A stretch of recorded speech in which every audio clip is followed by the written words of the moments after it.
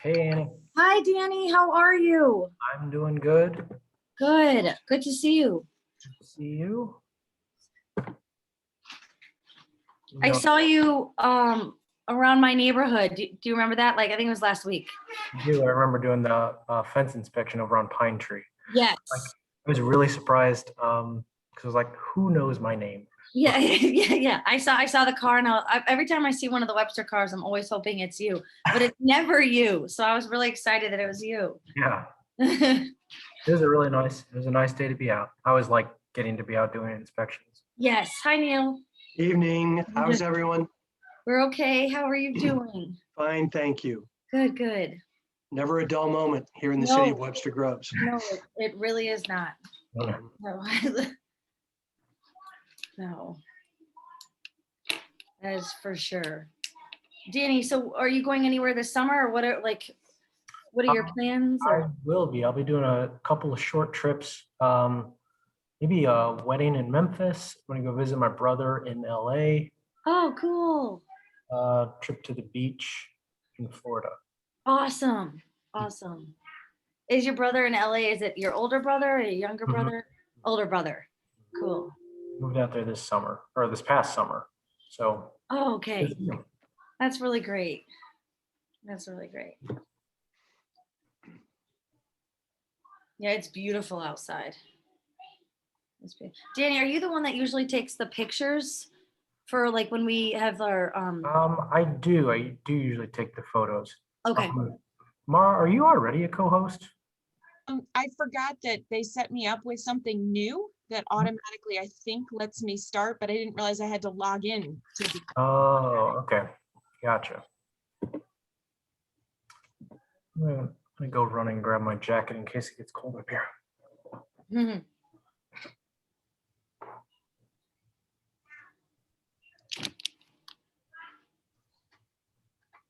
How are you, Mara? Hot and tired. How are you? It is hot outside.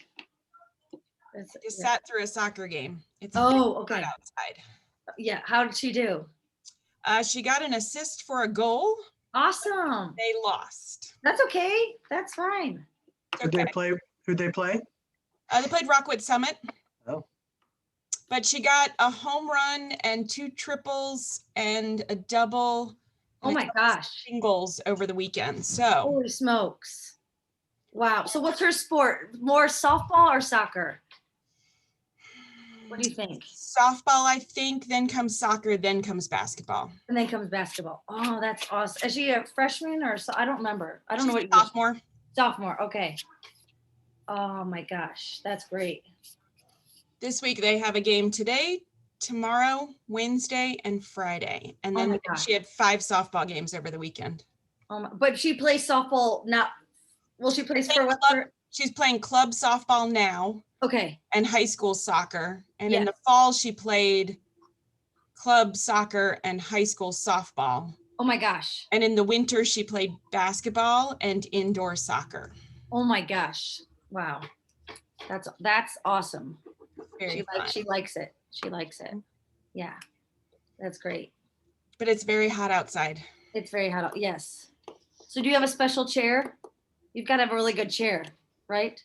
A sideline chair? No? You need to invest in that. She stands and takes pictures the whole time. I take pictures the whole time. She never sits down.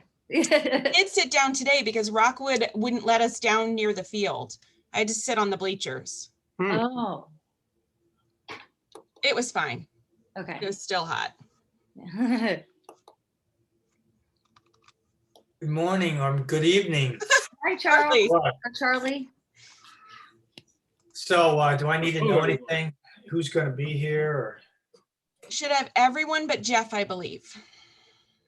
Okay.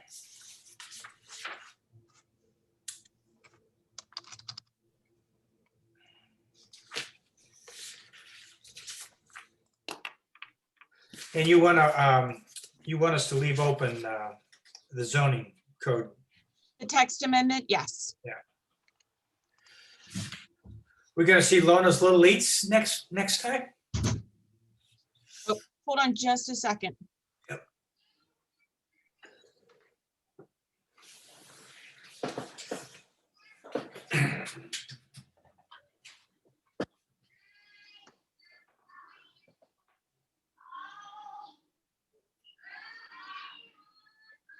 Sorry, Danny was just confirming he didn't have a slide to say that it was being, that we don't have anything for Alonas, and I don't know if we are going to. We might just close it up and let them figure out what else. They've got a number of other things going on right now, which is the same with a lot of people, I'm sure. Yeah, yeah. Let's see, what else was I gonna ask you? Oh, is the next meeting gonna be virtual? Do you have any idea? I think we're going to stick with virtual at least for another month. They're testing out, we're testing out on May 11th with all the council members in chambers, but then somehow start trying to still do virtual for others to watch because we don't have enough room in chambers to have everyone socially distanced. So I think at least until they can figure some things out, they have in the budget the options for fixing the audio system so that we can try somehow to get, you know, it to stay, that people could still stay virtual or see it from home while we are in person, but I don't know how that's going to work. And So, you're Mara, anticipating we're gonna do this SG collective thing next month? Collaborative. Collaborative. Is that right? We're assuming that that's gonna go next month? We're making some decisions this week because we've got everything that we're reviewing with all the staff. So yes, we will know likely this week because we will start the calendar for everything that we need to do for that. But at this point, until I have things pulled together, I don't know. And then we're gonna have a ton of comments, I'm sure, that have to be Zoom. Right now, I already have 70. Oh my God, I have 70. Oh, man. that's not even funny. You know, we ought to just do a special meeting where all we do is read those. Everyone puts their picture up and everybody closes it out and lets them be read.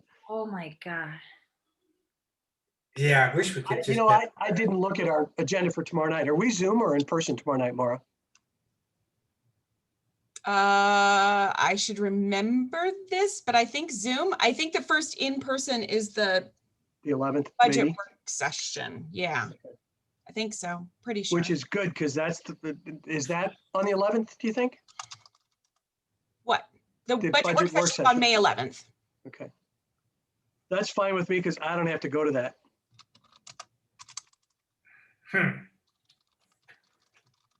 You don't get to go to it, you mean? No. That wasn't what I meant at all, Charlie. Mhm. Okay, let's see how many we have. Charlie, you've got yourself and 3 others. That's 4. We need at least 1 more for your quorum.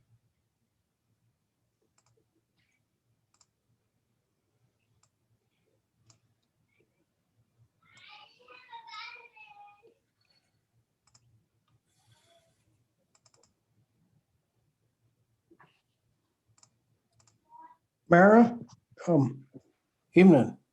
Hi, We had talked a little bit about closed caption. I don't know if you're able to. we're still looking at some of the upgrades in regards to how to use Zoom, and we're trying to see if we can go in person. So that's what we were talking about right before you came on. We're trying to figure out if next month we'd be able to be in person for the members of the commission, which would help us a lot. But I've not found anything yet. Sorry.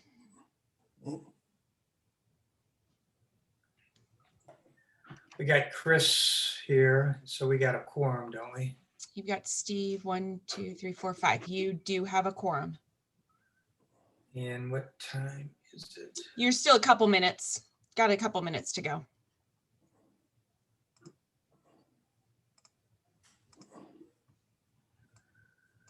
Okay.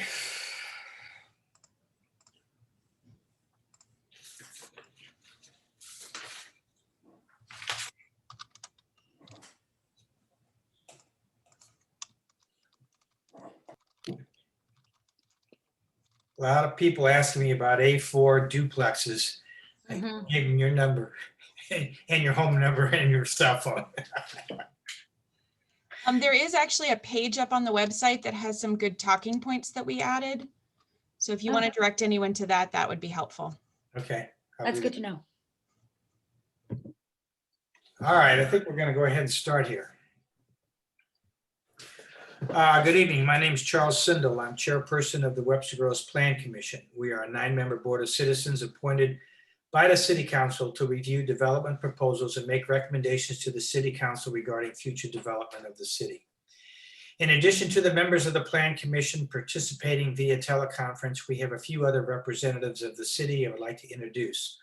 Council member Pam Bliss, City Attorney Neil Brunschweiger, Planning and Development Director Mara Perry, Planner Danny Jandusa, and Denise Bileski, our recording secretary.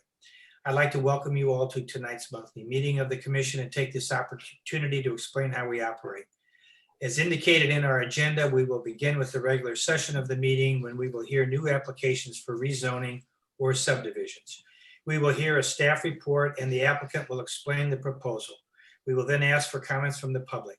At that time, anyone with an interest in the proposal may indicate to city staff they have a question or would like to express their opinion by clicking on the raise hand feature on Zoom. To make sure that we accurately record your name, we ask that you identify your full name and address at the beginning of your comment. When you make your comments, we ask that you be as concise as possible and not repeat a point made by a previous speaker. We also ask that you limit your comments to 3 minutes. One person who's a spokesperson for an organization may have 6 minutes to comment.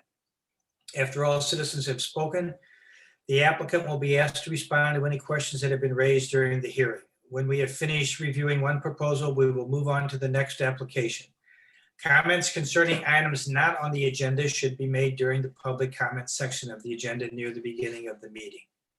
When we have completed the regular portion of the agenda, we will go into executive session. At that time, the commission will discuss the proposal and may decide to vote on the application or to postpone the decision. You are welcome to remain and listen to the discussion, but there will be no additional opportunity for public comment at that time. Our recommendations are sent to the city council. In most cases, the city council will conduct a similar hearing and must enact an ordinance before the proposal is finally approved. If the Plan Commission takes a vote tonight, the city council will likely take up this issue at its first meeting next month. If you want information regarding our vote or the progress of the application, you may contact staff at City Hall. And I'm going to serve as secretary tonight, and I'll read the first item on the agenda, and that is the approval of minutes. Are there any comments or questions regarding the minutes of the April 5th, 2021 meeting? Is there a motion? I make a motion to approve. Meeting minutes. It's been moved twice, and I therefore seconded to approve the minutes of the April 5th, 2021 meeting. All those in favor signify by saying aye. Aye. And Aye. opposed? I'd like the record to show I abstained since I was not at the April 5th meeting. Not either. And you abstained too then. All right, so the approval of the minutes have been approved. Next item on the agenda is public comments. Is there anybody here from the public who would like to make a comment about something that is not on the agenda tonight? It's nothing, is that right? Sorry, hold on. We're trying to get, There we go. I'll be right back. Sorry, we were It's all right, figure out our display for a second. but we have no public comments, right? There are no hands in. We did not receive any other than related to the public hearing on the Willow and Webster. Mara's running to her desk to be able to help with the sort of description of how we'll take in public comments tonight.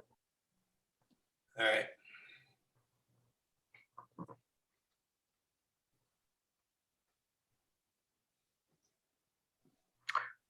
Mara, so we are at the point of introducing how we'll receive public comments tonight, if you wanted to go over that. Yep. So this evening, we will be doing it in a couple different ways. We have been sent some written comments ahead of time. We will read those for 3 minutes into the record. If the item is longer than that, the full item will go into the record, but we will provide that and have provided the ones that came in ahead of time to the members earlier today. We will also then, for anyone who might have told us ahead of time they did want to speak, we would let them speak before we did our written comments. And then the last thing is we will allow the hand up during the Zoom meeting to allow others to be able to speak who have attended and listened to the meeting. So after the public hearing, when we get to the point for comments on the hearing itself, that's when we would get to that point. Okay. All right. Public hearings, are we ready to go with 21 PC01, Lona's Little Eats? Do we need to continue that? I think at this point, Charlie, go ahead and just say that we're going to close that out, and should they wish to move forward, we will re-advertise because it's been such an extended period of time. And do we need to take a vote on that? I would ask that you do. All right, so is there a motion to close 21 PC01 due to lack of activity on it? I'll make the motion. And second? Second. All right, it's been moved. I guess we'd say to dismiss 21 PC01, Lona's Little Eats LLC. All those in favor signify by saying aye. Aye. Aye. Is there anyone opposed? Okay, next item on the agenda, 21 PC03, The Willow in Webster, CUP, 60 North Gore Avenue. An application by Macmillan Development LLC for a conditional use permit to allow a banquet facility use and dancing academy use in an existing structure on an approximately 0.45 acre tract of land located at 61 North Gore Avenue in the D Commercial District. The city present their case, please. Okay, so I'll be presenting on the applicant's request for a CUP at 60 North Gore Avenue. It's located at the corner of North Gore and Marshall Place. It's located in the D Commercial District zoning.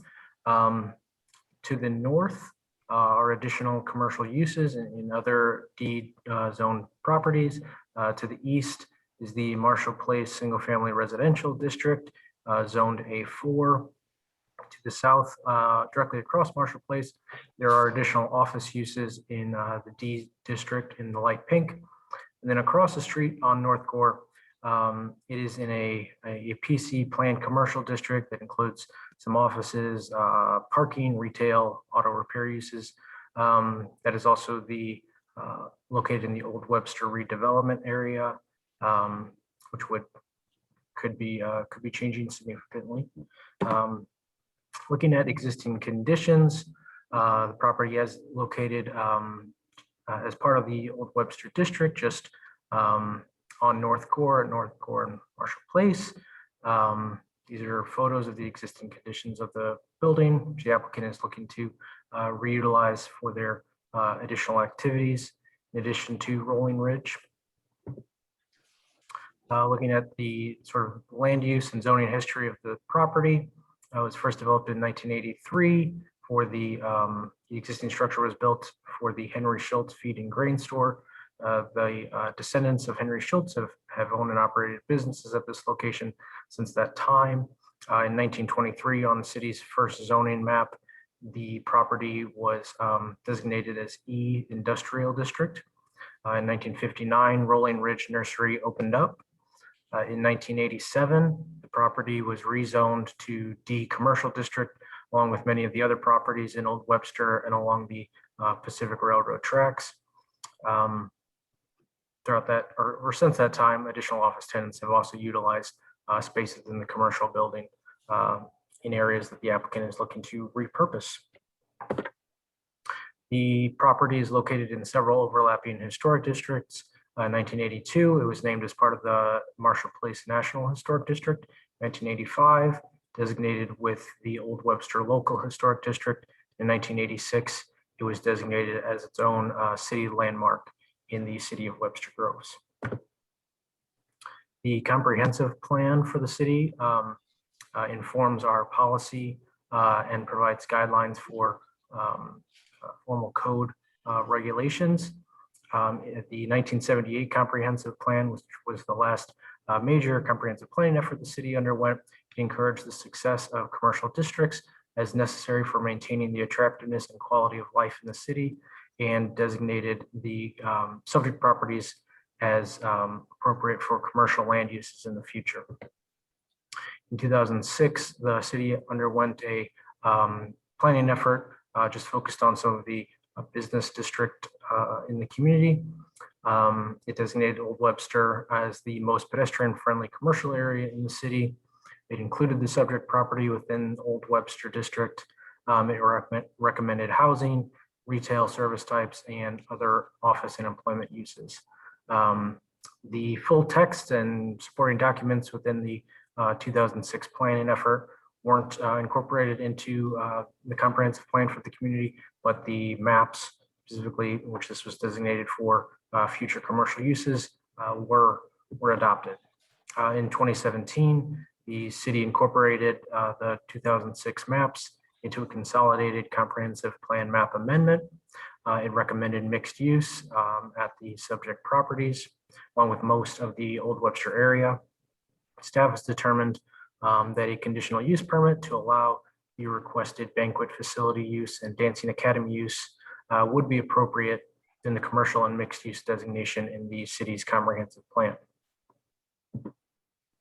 As the applicant is requesting uses that would require a conditional use permit, the Plan Commission and City Council shall make their decision in accordance with section 53.173C to determine whether the proposed use will not, 1, substantially increase traffic hazards or congestion, 2, substantially increase fire hazards, 3, adversely affect the character of the neighborhood, 4, adversely affect the general welfare of the community, or 5, overtax public utilities.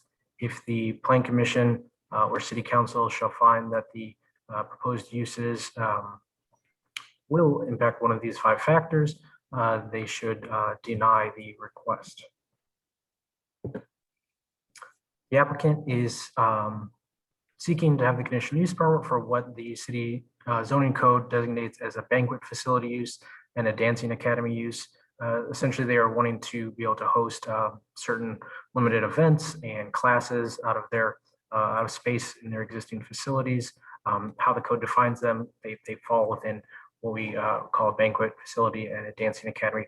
Anytime you'd be looking to have some type of craft or hobby class, it would fall under dancing academy. So the applicant is seeking to be able to host things like wedding showers, meetings, cocktail holiday parties, yoga classes, book signings, and that type of thing. And because of the additional traffic and parking that these types of activities can have, the code designates that this requires a conditional use permit for further review. The applicant is seeking to operate these types of activities within existing facilities. They'd be wanting to use their existing greenhouse space during some of the off-season times and off business hours, and utilize an existing commercial space in their building, kind of revamp it to change it from kind of an office use to more of a meeting and gathering space use. The meeting and gathering space they'd be looking to utilize is about 1,100 square feet in the second story of their building, and the greenhouse space is approximately 2,200 square feet. In staff's review to determine whether these uses are appropriate and at what intensity, the primary factors we looked at were what would be the parking capacity and fire and emergency access capacity. So looking first at just what would be the parking capacity. The applicant property currently has 5 parking spaces behind the building at 60 North Core Avenue. They also own a parking lot across the street on North Core that has 30 parking spaces. They recently purchased a lot further down on West Pacific Avenue, which conservatively could be striped for at least 30 spaces. The city's parking code standards for a banquet facility use would require a minimum of 1 parking space for every 3 seats, plus 2 parking spaces for every 3 employees on the maximum shift. So knowing that they have a total parking capacity of 65 parking spaces, during their off business hours when Rolling Ridge isn't open as a store. We kind of went backwards from what, the maximum capacity this activity could hold. The applicant informed us that they would seek to have 4 employees during their daytime hours, which could grow with additional part-time employees during large events. So we assume during some of their larger events in the evenings that staff may increase to 8 employees. The parking standards require 2 spaces for 3 employees, which would require 6 parking spaces. That would leave 59 parking spaces during evening hours, and we worked backwards to figure out that would leave up to 170 seats, or up to 177 seats during evening hours after 5 p.m. And then during regular business hours, when Rolling Ridge Nursery is open and their customers and staff are already using the spaces behind their building and across the street, directly across the street, you'd probably only want to safely say that the 30 spaces that they just purchased down the street could be open for new events. And we assume with the 30 parking spaces, 4 would be dedicated to employees, and that would leave 26 parking spaces for up to 78 attendees. Should also be noted that the 2 parking lots that the applicant owns are located within the old Webster redevelopment area. So staff would like to recommend that if the use is approved, that the applicant would be required to provide private parking lease agreements to secure an equivalent number of parking spaces in the event that the old Webster redevelopment area changes hands and those spaces become no longer available. We also look to our fire department to inform what the maximum fire and emergency occupancy of these spaces would be. Our fire department doesn't actually certify, the maximum occupancy for a assembly area with non-fixed tables and chairs, but the fire code still recommends a minimum floor area for 15 square feet per person in those types of uses. So within the main building space, at 15 square feet per person, that would leave a maximum occupancy recommendation of 75 persons. And in the greenhouse, that would leave a maximum of 146 persons. The fire department also commented at that time that they would request an emergency egress plan prior to future business license approval. The applicant provided their emergency egress plan today. So that has been forwarded to the Plan Commission members, and it would go to the fire department for further review before a business license would be issued. So looking back, considering the parking and fire code standards, staff would recommend setting a maximum capacity of 75 persons for daytime events held prior to 5 p.m. And then setting a maximum of 150 persons for events held between 5 p.m. and 11 p.m. when Rolling Ridge Nursery isn't open for regular retail hours.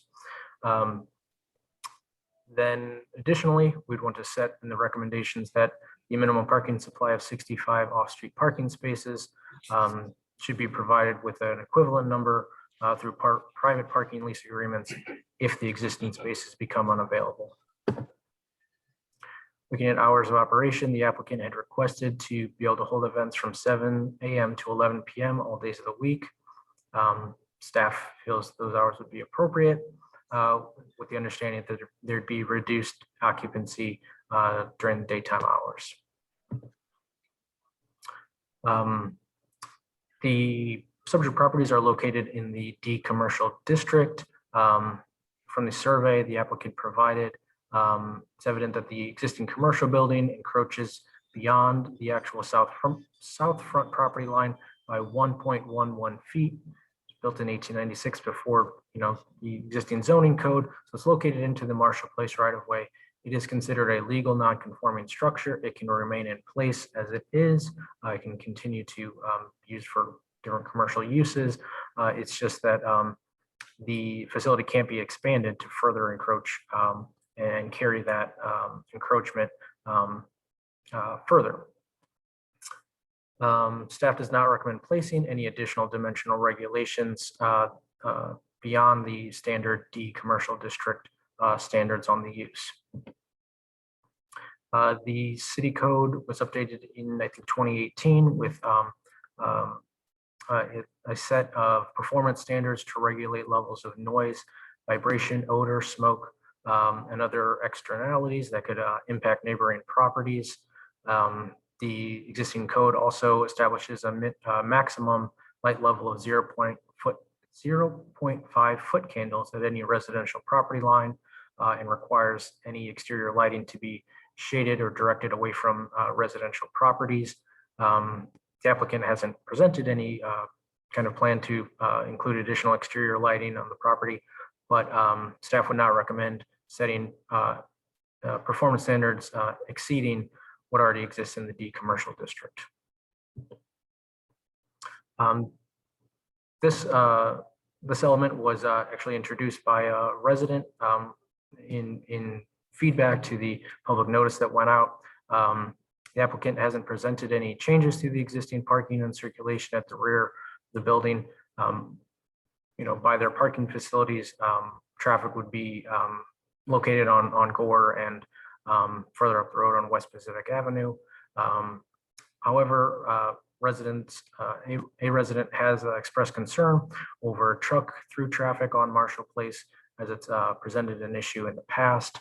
A resident submitted a photo of a recent example of this on Marshall Place, which happened this past week, where a truck was trying to go down the road and couldn't really fit, needed cars to back up and move out of the way in order for it to get through the street.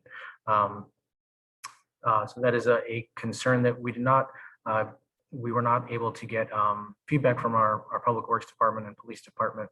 It may be an issue that they would need to look at further as a regular administrative review. It may not fall within the typical zoning limitations of a rezoning, but additionally, at this time, the applicant hasn't presented any kind of exterior alterations to the historic building. But should the applicant present any changes to the exterior, they would have to go through the city's architectural review board in a public hearing setting because the building is located in several historic districts. Are there any questions before I get to the staff's recommendations? Yeah, I've got it. Okay, go ahead. Somebody else. Go ahead. What happens if they don't get the parking because the lots are gone? What would happen if they didn't get an agreement for new private parking? Does this thing just die? They can't use a CUP, or what exactly is the process for that? I believe we would have to review their business license when it came up for a time for renewal. I don't know if Mara wants to expand on that. So Charlie, this one would be unusual because we haven't had something like this before.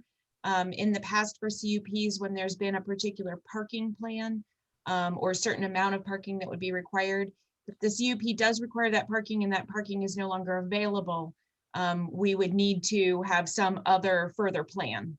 So we could put in the CUP that should this parking be unavailable, that they would need to provide a new plan of how they're going to address nearby parking. And it could be something that's approved by staff without having to go back to the Planning Commission. Okay, I have one other question, which is the on-street parking on Marshall. Is there something that, or a recommendation that staff can make to at least encourage Rolling Ridge to prevent cars from parking along there, along the residential street, and have them park in their lots when they have these events? So I know that when we've asked other locations that have things like this, it's supposed to be part of their, contract for leasing out those spaces of where they are being required to park. So it should be something that should be on the applicant, that when they rent out the space for the various events, that they identify, this is where you have to park, this is where the applicant, people who are coming to this event should be parking. And that it is on them to police that and make sure that that occurs. Should that be part of the CUP, or we just assume that that's what's going to occur? Is it We generally? could determine if you all feel that it is important to add that in, we could add additional language in for that. Okay, But all right. if it's a public street though, they can park on a public street. Well, and that's the thing, it's an encouragement for their special event that they have parking designated and set aside for the event. But I agree with you, it is a public street, so I can't say, no, you may not park on a public street, which is open to any and all. Mara, does the applicant own the 2 parking lots now? Yes, they do. So if they own it now, why are we putting this burden on them? Because there will potentially be there might be negotiations with the developer who's looking to develop the other area. And so if they do sell those lots at some point in the future, they would need to provide additional parking somewhere else. But couldn't that be negotiated through them and the developer? That's what it is. That's what the CUP is saying. They have to negotiate that between them and the developer. We're not in the middle of that. The applicant also owns the kind of flag lot right next to it, correct? True. Correct. Correct. Would that have a possibility of being striped for parking at some point? Or used for parking? I mean, now I know they're using it, they have stuff there, but is there a potential, or could they in the future possibly stripe that for parking, and how many spaces could they get in that little flag lot? Yes. So there was an initial plan from the last time they came in for a full rezoning, not a CUP, that did identify a potential parking lot at the front. There are probably some ways that could be made to work. However, there were a lot of things that would still need to be addressed because of the width of the lot, or because of what you would need for ingress egress. I believe, if I remember correctly, Danny, and you can tell me if I'm wrong, that when we did review that, there wasn't exactly enough width. It had to be more of a one-way. It couldn't be a two-way in order to be able to get parking on both sides. And then once you get to a certain distance, you are then in stream buffer area. So there is an area that can't be paved further back, as well as there is a slope. Okay. So it's not the largest space, but yes, there could be something. And that would be on them to then come back and say, okay, I want to that is already zoned for additional. They could still put additional parking if they can have a site plan that meets all of our codes, because it is part of their own lot. It would not need to come back before the Plan Commission. Okay. Thank Mara, Danny, is the CUP, is this for indoor events only? The request is for indoor events. Mara, did they give any, I'm still trying to follow in terms of like the actual event. Have they given any indication as what it is they want to do? Are we talking about, and I know there's a range and they can meet the people, the requirement range, but like, is it weddings and banquets, or is it really like? So they included a list in your packet of all the things they wanted to do. So that list that Danny showed, okay. I didn't know if that was just the requirement, what they're able to do. So that is. No, that's the list they provided to What us. they're intending to do. Got it. I don't see the dance studio or the dance. The yoga. Oh, under yoga. Okay. Not Yeah. that, like when it says dance academy, I'm thinking. The definition, because of the way that the zoning code works, we have to do something that is closest in nature to that. And so it didn't really fall once you have yoga classes, they fall a little bit closer onto dancing academy. And it would also mean that any other type of small group classes could fall under dancing academy. Okay. I just wanted to make sure it was clarified somewhere, because I didn't want him to come back and, you have a dance academy and it's like, wait a minute, it's not in that list of stuff. So, okay, gotcha. Is the reason they need a CUP because of the uses? The D doesn't allow the uses, so to get these uses, they need the CUP. Correct. Then, is Rolling Ridge still, is that, they're not using that space now or? They would continue operating Rolling Ridge. This would be located in an existing commercial office space in their building that's they're not fully using. And then they might hold events in their greenhouse during some of their off season when they have more space and not as much inventory. So McMillan, the applicant, Rolling Ridge is two different people. No, it's the family that owns Rolling Ridge. It might Okay. be, it might be separate entities, but they're the same people. They're the same people. Okay. And then would any of these, I echo some of the things was said earlier, I think, Charles, about the parking and recording that, or putting that, is that agreement, is a private agreement they just provide to the city, or it can be recorded against the lot, or? We haven't specifically required, so in past, we've only had one other recent requirement for someone to provide parking. We put it in the CUP as they needed to provide to the city a plan of how they were going to address private agreements for other parking lot locations. That was provided to the city. We did not record it.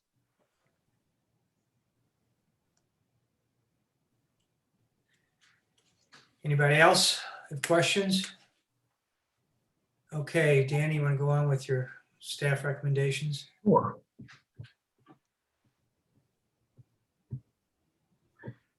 So should the Plan Commission recommend approval of the CUP, staff would recommend the following conditions: that all provisions of the city code shall apply except as expressly modified in the ordinance, that all events held under the banquet facility use and dancing academy use shall be located within the existing footprint of the greenhouse and second floor of the existing commercial structure. The uses shall not encroach further beyond the south front property line than the existing legal non-conforming commercial structure. The dimensional regulations of the D commercial district shall continue to apply. Maximum occupancy levels for events of the banquet facility and dancing academy uses shall not exceed 75 persons for daytime events held prior to 5 p.m. and 150 persons for evening events held between 5 p.m. and 11 p.m.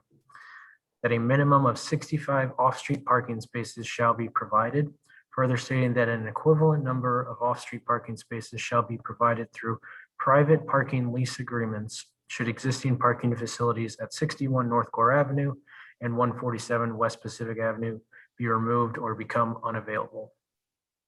That the hours of operation shall be limited to 7 a.m. to 11 p.m. daily. That the applicant shall provide the fire department with an emergency egress plan, and fire department approval of the emergency egress plan shall be necessary prior to business license approval. And finally, that the conditional use permit will be personal to the owner and shall not run with the land. Okay. Who's here on behalf of 21 PC 03? So I have just moved Lynn over. Lynn, are you able to speak? I am. Great. Do you want to go ahead and let them know your name and your address, and then Lynn Kressler, 60 North Gore Avenue. What else would you like me to? Just if there's additional information you wish to share, or if you just want to be available for questions of the Plan Commission, you can leave it just at that too. Absolutely. I'll just give a brief overview. We have a room in our main level off of the Marshall Place level that we're really not using right now. And we've kind of listened to our community, and we get requests all the time for people wanting to rent the space from us. And so we decided to listen to the people and make it simple and just try to utilize the space so that the entire community can benefit from it. We are thinking like your Occupancy levels are much more than what we were thinking that we would actually want to handle, just FYI. And we were also thinking that the main entrance would be the on Gore Avenue, and the back Marshall Place with our 5 spaces there would be limited to handicap parking. And if someone wanted to have a catering or they needed to bring things in, they would use that back parking lot only for handicap parking and bringing in items that they would need for their event.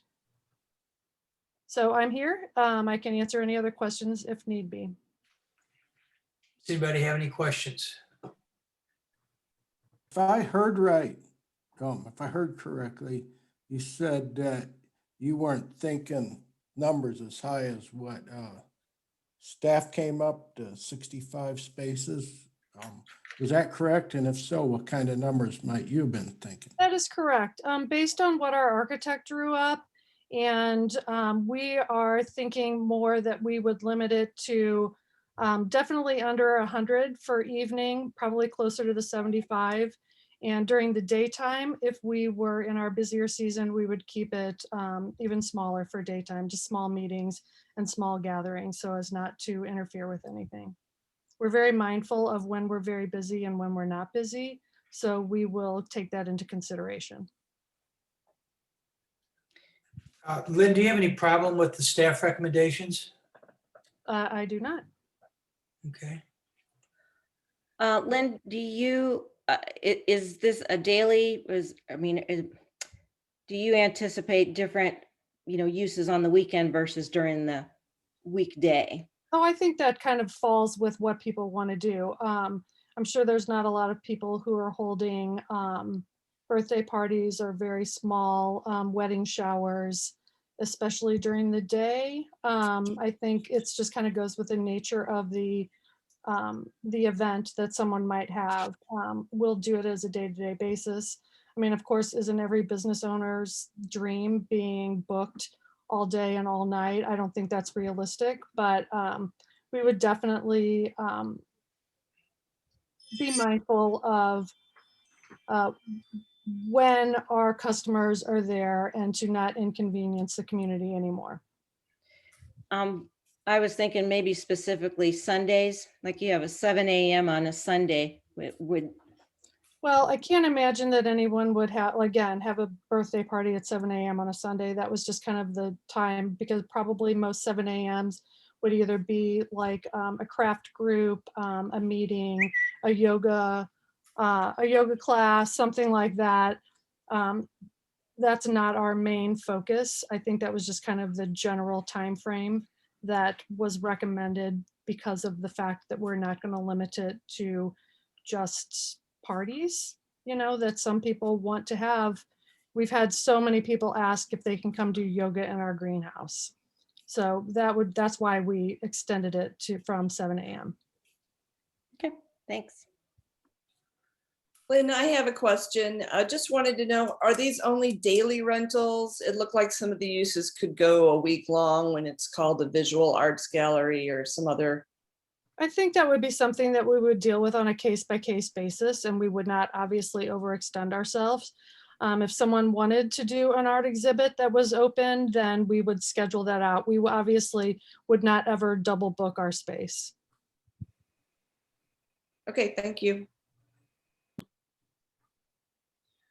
Lynn, you mentioned deliveries on the Marshall Place side. Is there already space that you guys can accommodate, I'm assuming, for those types of deliveries? You already kind of do, but you wouldn't have like shuttles and cars like parked on Marshall Place. You do have, would they pull into the back lot for those deliveries?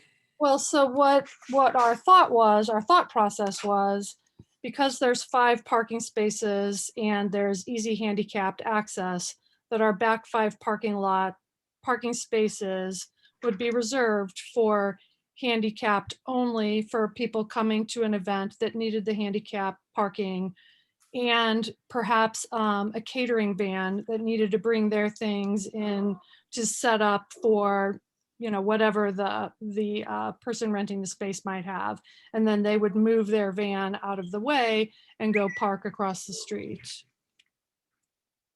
Thank you. what we're trying to do is keep most of the parking on Gore and our lots on Pacific. Not on Marshall Place.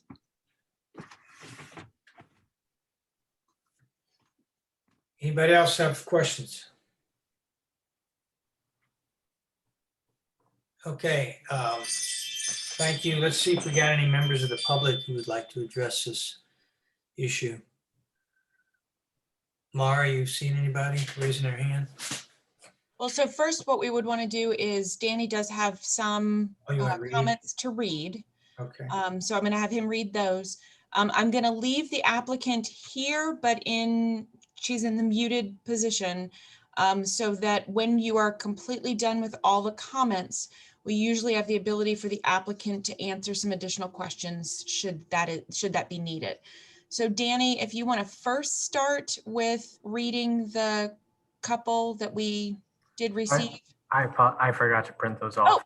that's So- okay. But they So- are on emails that could be viewed, if you'd be okay with reading them. Hold on, I have to change my screen so that I can read them. Hold on just a second. Sure. Okay, so the first one. So the first one we have is from Bud and Mary Becker. And Danny, if you could just go ahead and time me for the 3 minutes. Sure. It says, as a resident of Marshall Place, we were informed of this request a few days ago. The Macmillan Development LLC did not consult with the surrounding residential property owners to explain what they were planning. Is this how a concerned organization treats their neighbors? What does the conditional use permit mean to the community in the community of Webster Groves? How will this permit affect or alter the neighborhood? Excess traffic, noise, parking, access, etc. How will the Macmillan Development LLC provide evidence that nuisance concerns and expected problems won't materialize? In the past, Marshall Place residents have constantly had to defend the street with the problematic activities of the current business of Rolling Ridge Nursery. Years ago, under the leadership of Jim McMillan, Webster Groves Council and the Webster Groves Police Department, an agreement was made that semi-trucks would not park on Marshall Place early in the morning, i.e. 4 a.m. with engines running, would not unload on Marshall Place, therefore no need to use Marshall Place as a throughway. Years go by, management changes, council changes, police personnel change, etc., and the old agreement is disregarded.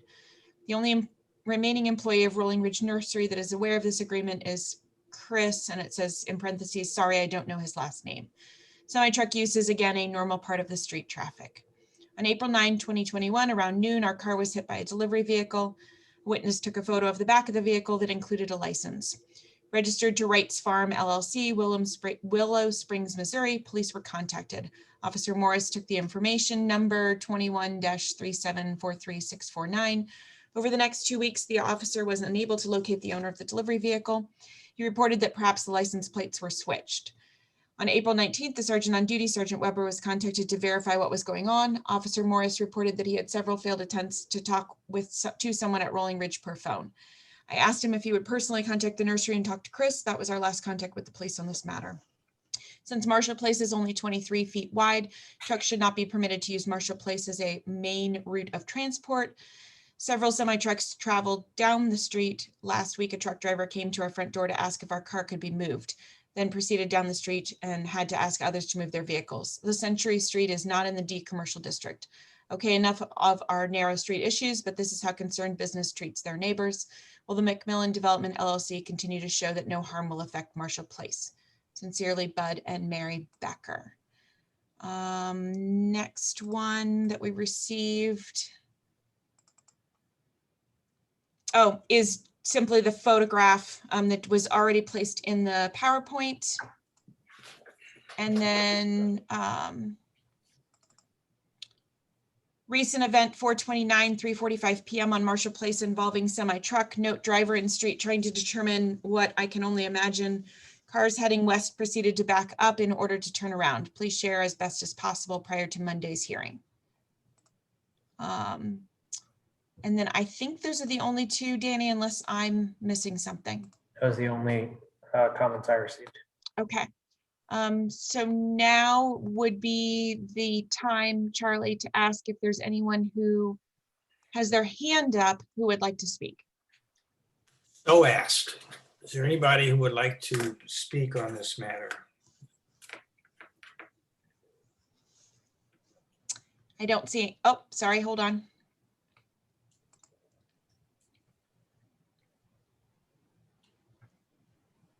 Kevin, you are unmuted. Yes, this is Kevin Hasting at 73 Marshall Place. We are the house that borders immediately next to Rolling Ridge. And just want to say, generally, I am in favor and support of this proposal. There are several things I think would benefit the community. I like the fact that its hours are limited to 11 p.m. So the disruption late at night wouldn't be an issue. And I would only ask that Lynn and would consider, the encouragement as you all talked about earlier, and that is to, encourage people who are attending events there to not park on Marshall Place, but actually use the spaces provided. That's all I have.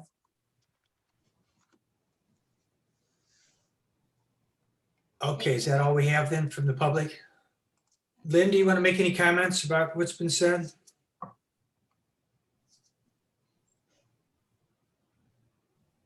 Nothing. Is she unmuted? Oh, sorry.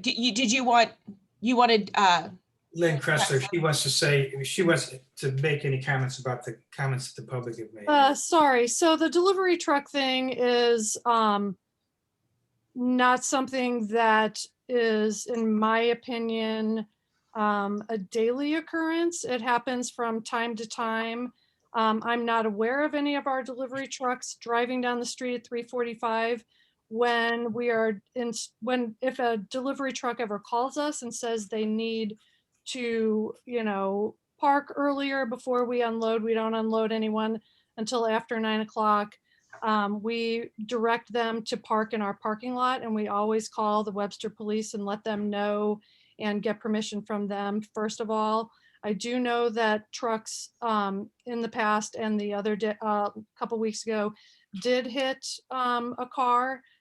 We have been called. I'm not directly involved in that, but I did field a call directly from the trucking company trying to get a hold of the homeowners, and they said they were not successful in doing so.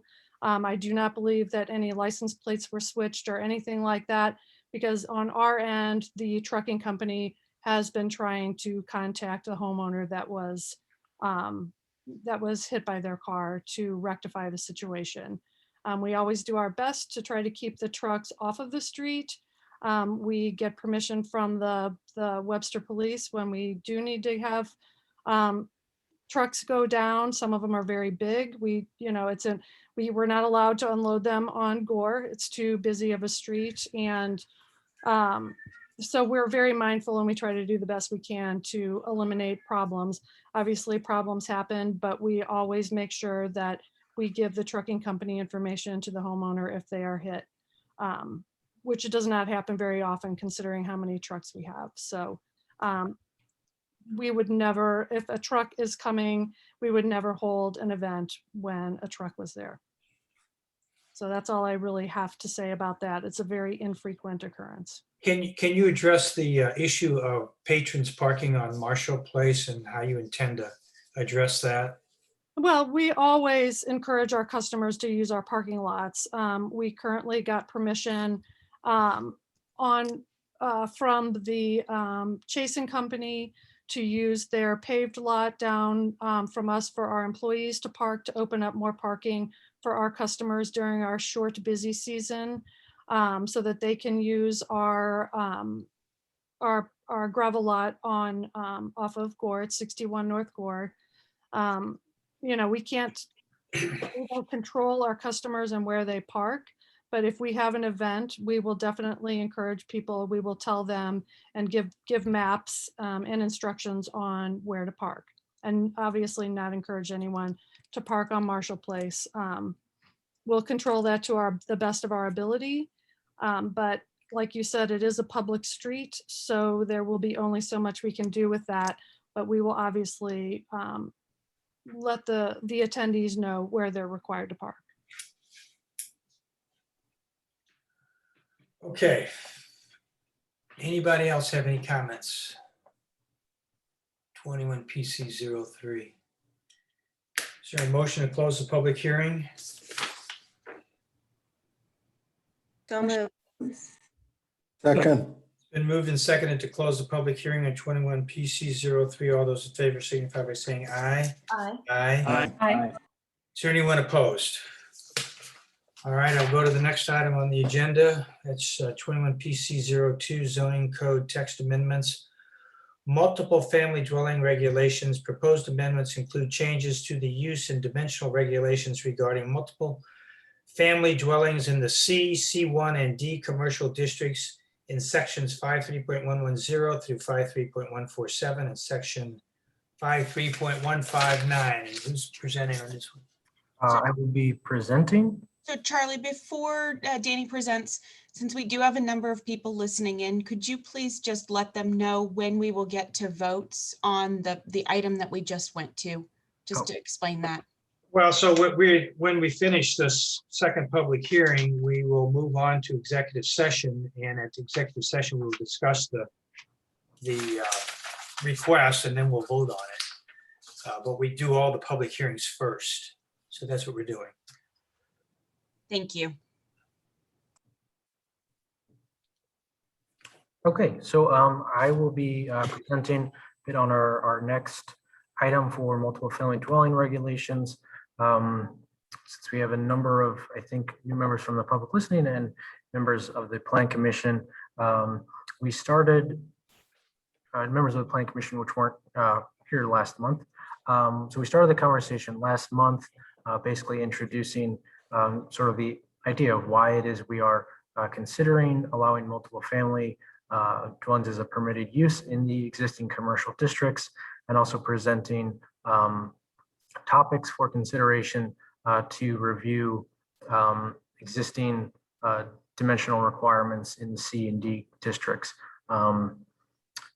We'd like to clean up some of our existing dimensional requirements, which would apply to all kinds of development in the commercial districts, to make them sort of more common sense and more workable for residents and potential residents and property owners and people interested in moving into the community to understand and interpret. So I will go over many of the things we went over last time.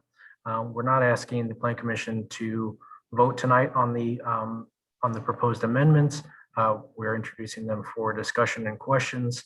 We'll look at them again next month with feedback from the commission and possibly ask for a vote next month.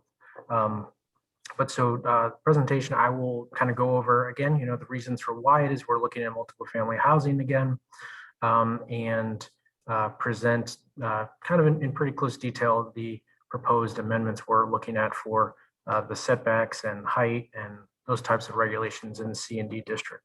So to start, just kind of defining what is the city code's existing definitions of multiple family dwelling and apartment uses. The city code includes any structure with 3 or more families living independently as a single household unit, as an apartment or as a multiple family dwelling. The apartment definition echoes that description, but also specifically excludes student housing types. So kind of wanted to be explicitly clear that we would not be allowing student housing, dorms and that kind of thing within the city's commercial districts. But what is the kind of multiple family housing we'd be looking at? This would include triplexes, fourplexes, townhouses, types of garden and courtyard apartments, could include mixed use type development with residences above storefronts and multi-story apartment and condo buildings. The photo examples are provided from a sort of a research firm advocating for what they call missing middle housing around the country, that many communities, many cities and many smaller suburban communities are looking to adopt sort of common sense regulations that would allow low scale new housing options that could be more affordable for different types of people in different walks of life who are no longer interested in owning a single family home, and the kind of sort of vitality and activity and benefits this types of housing brings when reintroduced into communities. So where are we considering allowing multiple family housing? We'd be looking at it only within the city's existing commercial districts, in the parts of Lockwood Avenue in Old Webster and North Gore.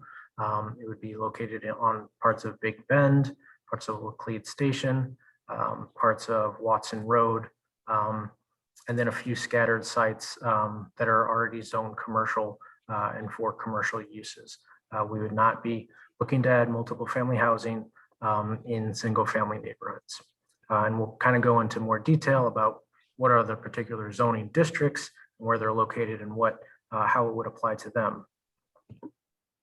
Going back to look at city's comprehensive planning efforts and prior planning efforts, largely sort of motivated staff to look into this to begin with, recognizing that our city's prior planning efforts and comprehensive plans that inform our policy, throughout the history of Webster Groves, has allowed and encouraged multiple family housing within and near the city's commercial districts. But even though our plan efforts have encouraged it, our zoning code doesn't readily allow multiple family housing in the commercial areas. Looking back to the city's first zoning code in 1923, we were the first city, I think first community in the St. Louis area, and one of the first around the country to have a formally adopted zoning code. It separated future development spatially by industrial, commercial, multifamily, and single family, two-family dwelling types. At that time, they were development up to that point had been primarily driven by what were the economic and market constraints, technological constraints of that time, and building things near to the train tracks and economically advantageous areas, and developing other areas adjacent for employees and individuals who wanted to live in the more spacious suburbs outside the city. As sort of planning became a more professionally adopted field in the 1920s, the zoning code and planning efforts sought to concentrate more intensive uses, commercial and industrial and multifamily, allow them in certain places already built up in the commercial areas of the city, and allow single family uses in the surrounding areas, and ensuring that they weren't, if you look back at their documents and reports, they weren't really excited about multifamily, to be honest with you.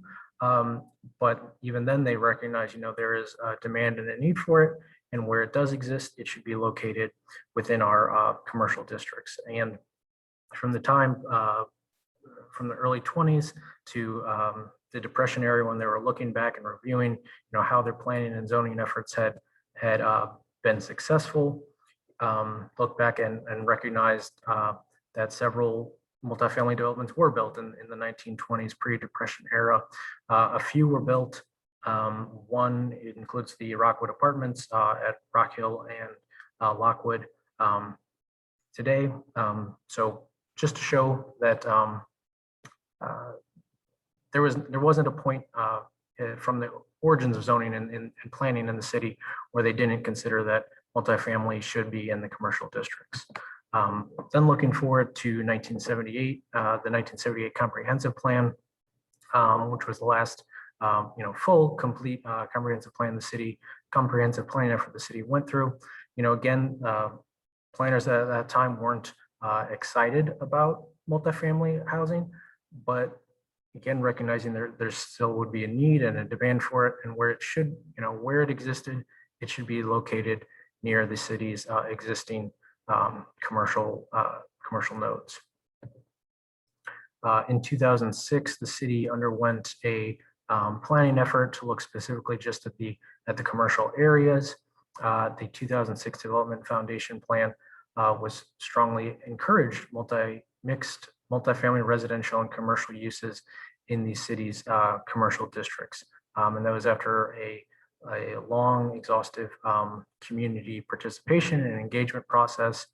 As part of their core goals, they identified, the need for mixed development in the districts. And it stated that in addition to commercial development providing services, that residential development should be encouraged. Most notably, an interest in the development of condominium units for young and seniors was expressed. Many of the participants felt that because of the cost and size of housing within Webster Groves, older residents had little choice but to move out of the city as they aged, and the demands of large single-family housing became too demanding. Additionally, location of condominium-type housing in close proximity to commercial services was desirable to encourage walking and ease of accessibility.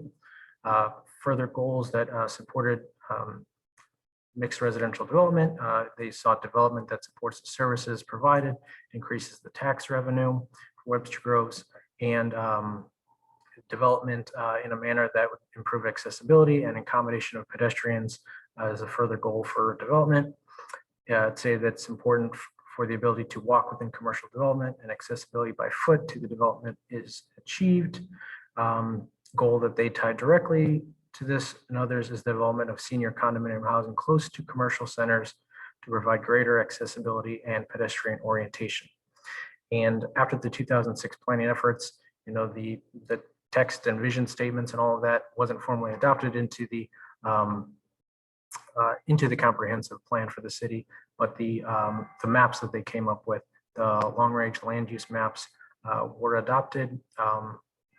You can kind of see on the maps any of the areas kind of marked as A1, A2, A4, specific areas marked in the maps.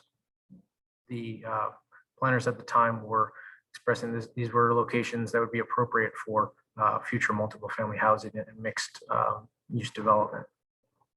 In 2017, the city underwent a comprehensive plan map amendment to incorporate aspects of the Development Foundation Plan maps with the 1978 plan, and again designated significant portions of the city's commercial districts for mixed use development. All the areas marked kind of zoomed in on locations in Old Webster and in Old Orchard. All the areas marked in purple are designated for mixed use that would allow multifamily residential development. Even knowing that, it's important to examine and consider, why do we want to do this now? Why do we want to make a change now? And what are the benefits of allowing multiple family housing in the community? One of the primary reasons is to simply have more housing type options for people at different points in their lives. Specifically for empty nesters that would be seeking to downsize, households that are younger households or simply households without children. I pulled some demographic data from 1970 when the city, the data available to planners when they were doing the comprehensive planning effort, and today.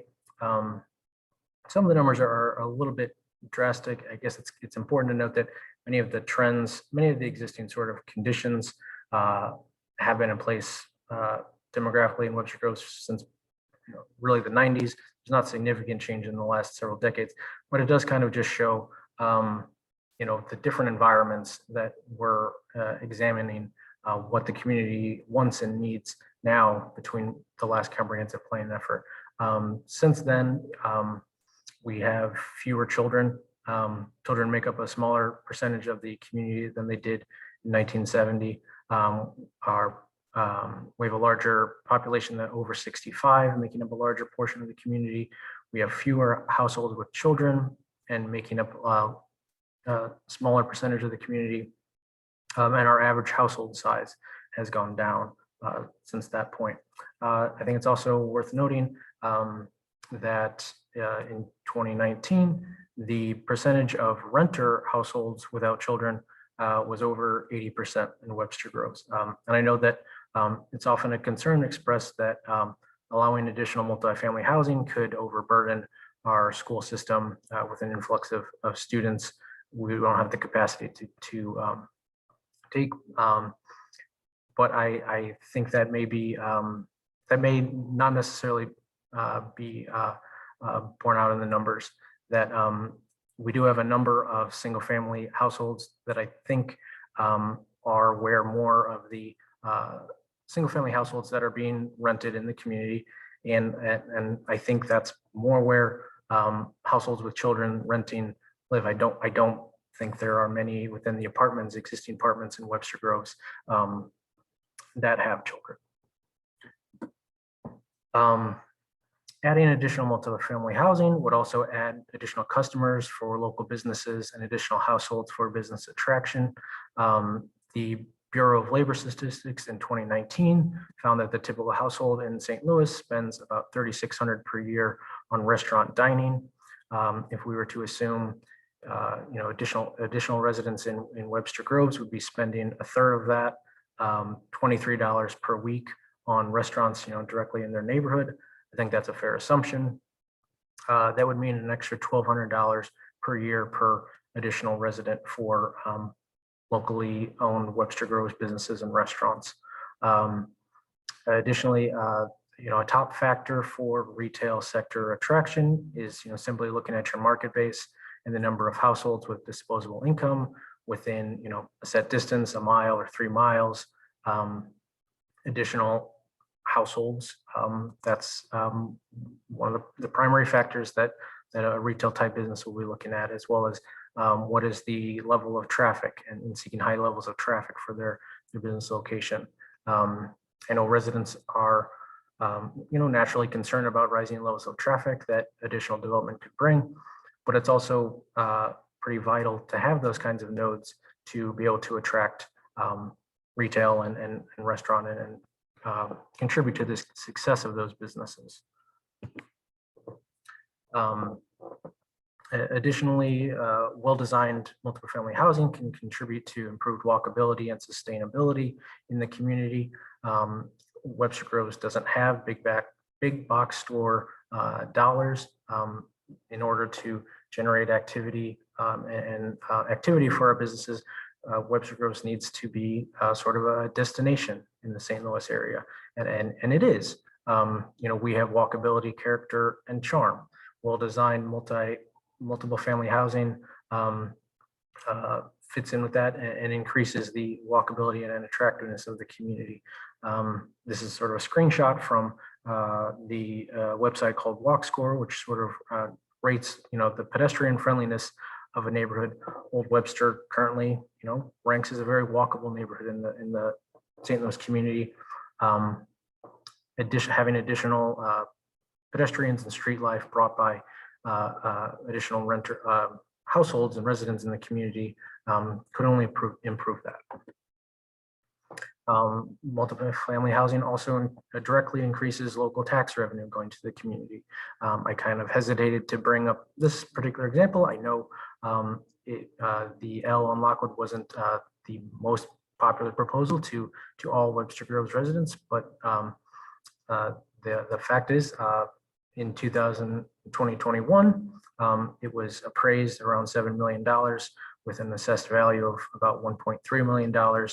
And it is expected, and based on those numbers, to contribute over $10,000 directly to the city of Webster Groves in property tax revenue and support the Webster Groves School District with over $70,000 per year. Adding additional residents also adds revenue through the St. Louis County sales tax pool. Not everyone's aware that throughout St. Louis, cities throughout St. Louis don't collect all of the sales tax revenue from sales and activity purchased in their community. St. Louis County, all the sales tax revenue for a city like Webster Groves goes into a combined pool and then is distributed back out based on a per capita basis. So every resident that Webster Groves can add adds to their annual sales tax revenue that we receive. And it's a system that works well for Webster Groves because we do not have high levels of, we don't have big box retail, often generating high levels of sales. So we are able to receive much more from the sales tax pool than we otherwise would have, and adding additional residents contributes to that. allowing, so it may be a question of, even understanding that there are benefits to multiple family housing, why is it necessary for us to allow them as permitted uses rather than, in the D commercial district right now, it's allowed as a conditional use after they've come to the Plan Commission and to the City Council, and we've recognized that it is could be a successful development.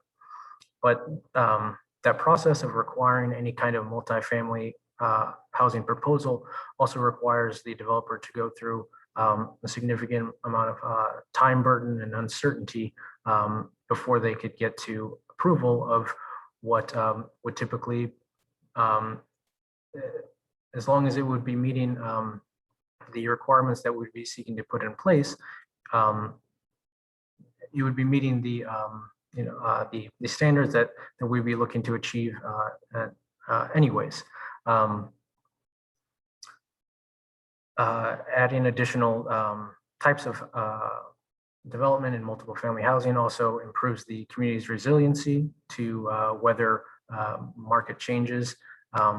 Currently, we're at a significant transition point for national commercial real estate, and we're not all certain about how it's what impacts it's going to have from the pandemic, and realizing that many large office footprints aren't as necessary. And I think that will have ripple effects throughout the country, allowing us to have a more diversified building stock and tax base can help the community weather different changes that may arise with lower demand for commercial development and office space. It's also important to consider what kind of community does Webster Groves want to be, and what do our multifamily housing regulations, what message does that send? Sort of, as a background to zoning, city planning doesn't have a sparkling history in how it has, really has fostered inequity and segregation across the United States. When planning was getting a start in the early 20th century, a huge branch of the field was dedicated to simply separating and excluding different development types from each other. And on some levels, a lot of that makes sense, that efforts to remove and separate things like glue factories and other types of industrial, nobody would want to live next door to that. But early, once some initial land use type separation regulations had gone through, planners often turned directed planning towards very negatively impacting social engineering types of functions. St. Louis in the 19-teens sought to have a zoning code specifically segregating housing by race. The Supreme Court denied that and said, this violated the Constitution to have a specific zoning ordinance segregating by race, but they did not say that you couldn't segregate by class and income. So planners in the 1920s, at a time when African Americans were largely migrating north from the South to industrial job opportunities in the North, at that point, often moved into apartment type facilities. And planners at the time used zoning as a tool to say, you can multiple family housing would have to be away from single family uses and other kinds of uses. You could have multiple family next to industrial, or remove it from your community entirely. In 1926, the Supreme Court in the Euclid v. Ambler decision, which legitimized cities and states from being able to have zoning codes, comprehensive zoning codes, specifically stated that often the apartment house is a mere parasite constructed in order to take advantage of the open spaces and attractive surroundings created by the residential character of a neighborhood. From the evidence we've looked at, it's clear that multifamily housing doesn't serve only as a parasite to the community, that it brings a lot of benefits to the community. But I think it's still important for Webster Groves to examine if that is the message we would be wanting to send to people who may be looking to move into the community, or are hundreds of existing residents who live within apartments. Is that a message that Webster Groves wants to be sending and representing? Beyond that, recognizing that there's still very many legitimate concerns that people can have about multifamily housing and that type of, and the intensity of development it can bring. But staff also, in looking into it, also recognize that we have many regulations and systems in place to already manage those types of concerns. If where people are concerned about building height and density that this type of development could bring, our zoning code already regulates that you may only have a 2.5-story or 3-story building in our districts, that we would require a minimum of 1.5 parking spaces per unit, that we would require a minimum landscaping buffers around parking lots and adjacent to residential districts, that you couldn't have significant lighting shining onto single-family residences, that we would be concerned over whether apartments would become over-occupied. Our existing multifamily in the city is the most inspected and reviewed property in the city. We have zoning limitations that limit 3 persons to a household, and every apartment unit in the city undergoes a regular 3-year occupancy inspection. That is more than any other type of property in Webster Groves is inspected. And we also have our architectural review board that looks at the design elements of any type of commercial structure in the city. Recognizing that we are in a older city with aging infrastructure, recognize that traffic and utility capacity of our infrastructure can be a concern.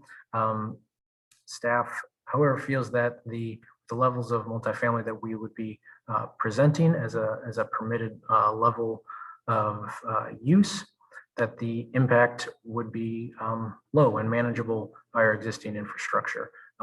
If somebody were to propose something more dense or more intense than what our infrastructure could reasonably provide, at that point it would require a rezoning and a examination with the Plan Commission and City Council. Again, looking into where it is, we are specifically looking at allowing multifamily housing would be within our C commercial district, highlighted in sort of a violet color on the map along Big Bend and Watson, Brentwood, and a few scattered sites. We'll be looking at the D commercial district. You can kind of see the D commercial district only includes properties in Old Webster, on Lockwood and North Gore. There's also a C1 commercial district overlay. It isn't its own specific zoning district, but it's an overlay that allows certain types of taller buildings, and if they're meeting certain dimensional requirements on Big Bend and Brentwood and Watson and Lockwood. And then we would also, if we were to approve multifamily housing and amend the dimensional requirements, it may impact some of the existing planned commercial zoning districts that are already in existence, that some of them simply tie back to allowing what is approved in the C and D commercial district. So some of the regulations we may review could impact those properties as well. Wanted to point out, that there are a number of existing multifamily residential already in the community that are well functioning, that are welcome additions in the community and contributing to the character and quality of Webster Groves. The topics that we would be looking at specifically for updating and reviewing the dimensional requirements in the C and D district, would include use, height, setbacks, minimum area requirements, parking, attached garage regulations, open space requirements, and some additional regulations that impact development, such as performance standards, tree and landscape regulations, and stormwater control systems. Looking particularly at the use, this would be where we would be proposing to allow multiple family dwellings as a permitted use in the C and D commercial districts. Currently, the city code allows multiple family as a conditional use that requires permission and approval from Plan Commission and the city council before it could be approved. It does not allow multiple family residential in the C district, and it may be requested if someone is seeking to rezone to a PC planned commercial district. In the existing code, it sets a maximum building height of 2.5 stories and 35 feet in the standard C commercial district. It allows a max building height of 3 stories and 45 feet in the D commercial district on Lockwood and Gore.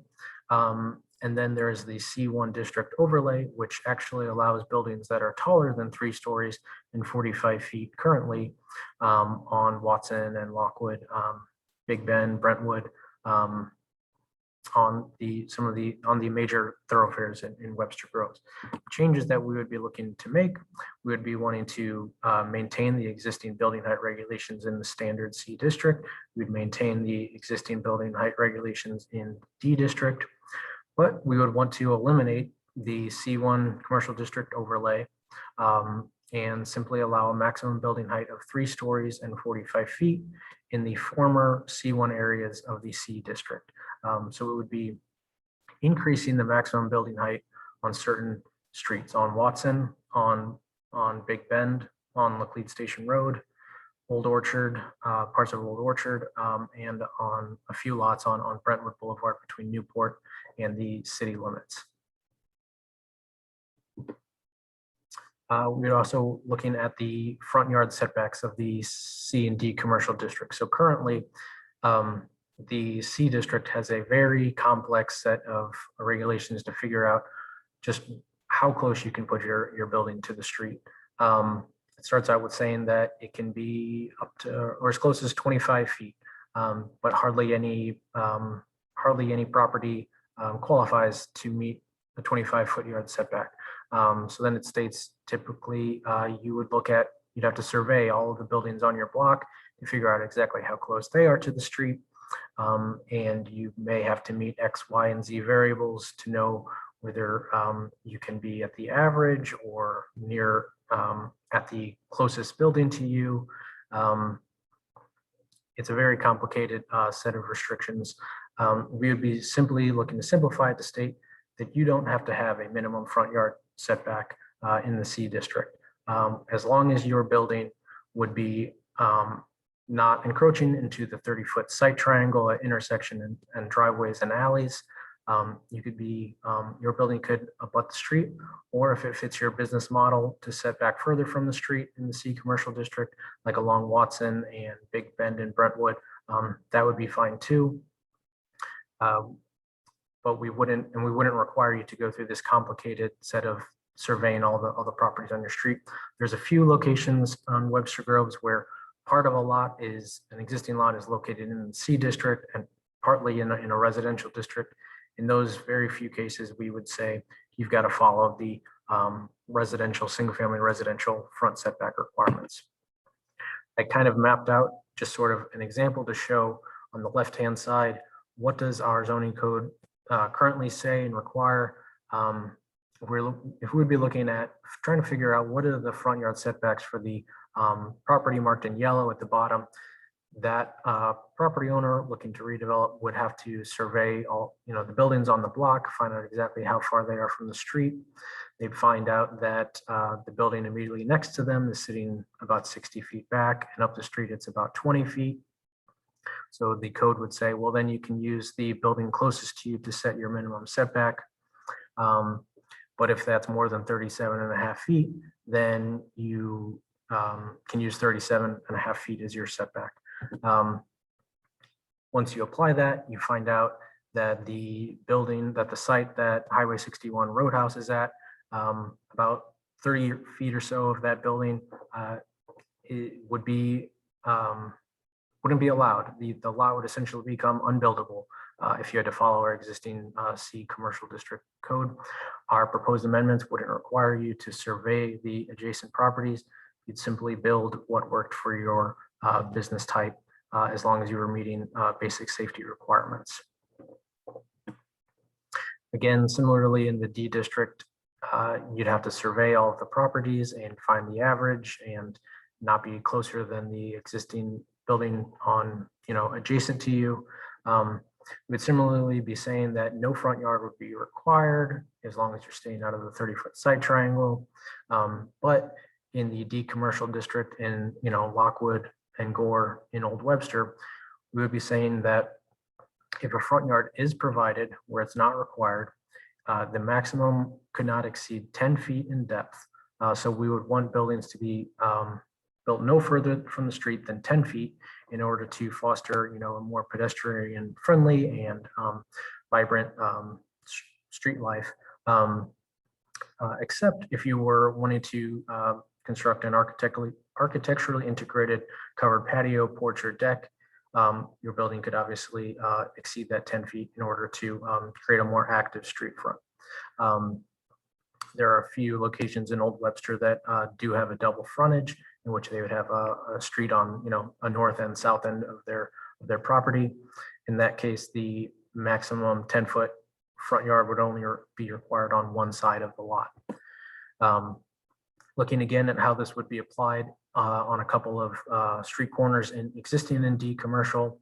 If somebody were to be looking at the corner of Lockwood and Gray Avenue for some kind of new construction or addition, they'd have to go out and survey all of the properties to the south of them between Gray and Cedar, find out, what is the average, as well find all of the existing front setbacks along Lockwood. Once they would do that, they would find that actually most of the corner lots in Old Webster become unbuildable based on our existing regulations. Kind of zooming in on what happens on Gray and Lockwood, because the school to the south of them is located so far back from Gray Avenue. It sets a minimum front setback about 50 or so feet from Gray, making the corner building that exists in Old Webster unbuildable. The proposed standards would simply say, build your building at least or no more than 10 feet from the sidewalk, and make sure that it is not encroaching into a 30-foot site triangle from an intersection. Again, on intersection of Gore and Lockwood, that entire lot where Olive and Oak used to be located, our code wouldn't allow that building to be built today because it would set the setback over 100 feet from Gore Avenue, not even allowing the US Bank building on Lockwood if a new construction were to have to follow the existing code regulations. Then looking back at the side yard setbacks for kind of cleaning them up. Again, they are very extensive. It requires certain types of development to be at a 5-foot setback, others at a 6-foot. Others aren't required to have any kind of setback from the side property line. We would want to just simplify it and state that no minimum side yard is required if you're where it's abutting another commercial property, except if a property is abutting a single family dwelling. Any kind of new development or addition would have to be set back at least 10 feet from the side next to the residential property. If a side yard is provided, if they're not wanting to build their building all the way to the property line, we would want it to be at least 5 feet in order to allow for functional access and maintenance of that property. There's very few commercially zoned properties in Webster Groves that do have a side property that abuts a single family residential, because our districts are sort of set out in sort of a linear pattern. So there's maybe a handful, but I found one on the Cleat Station Road with a side property line highlighted that abuts a single family residential. Currently, the code would say that if you have a commercial building, it has to be 5 feet away from the single family dwelling property to the north. Our proposed changes would increase that setback to 10 feet on the side abutting single family residential and wouldn't require a side yard abutting the commercial district. And we'd be looking to adopt the same standards for our D commercial district, where again, there's only maybe a couple of locations that have a side property line abutting single family. Looking also at the rear yard setback, the existing code isn't complex, but it requires different setbacks for different kinds of uses. We would be proposing that a rear yard would not be required, again, unless a property was abutting a single family dwelling. We would want to maintain the existing 25-foot minimum setback from rear property lines if it's a typical 2.5-story building. But if you were going to an increased 3-story height, which we are proposing to allow in C district, it would mean that we would want your new construction to be located at least 40 feet from the rear property line to create an increased buffer from single family dwellings behind you. And again, we would want, if somebody isn't building all the way to the edge, we'd want at least 5 feet buffer to allow for adequate access for future maintenance. Kind of showing again, existing would say that a 2.5-story commercial building would need to be at least 25 feet from the single family residential properties behind them. We'd maintain that standard, but would say if you want to go up to 3 stories in height, your new building has to be at least 40 feet away from the single family residential behind you. We would maintain those same standards within the D commercial district. I try to pull up an aerial of the Old Webster district to find where exactly there are properties that directly abut a single family residential property, and they're very rare. Most are abutting either the railroad tracks or a church property or another commercial property. But there are a few on Lockwood where any kind of new development would be required to meet a 40-foot setback from those properties. It was also asked at our last meeting whether we'd want to look at adding provisions for alley type development or rear parking, if that's what it is, or a development type we're seeking, and kind of found that most properties in Old Webster and in most of the commercial areas already kind of have some element of either a driveway or alley kind of wrapping around the building or providing access to a rear parking lot.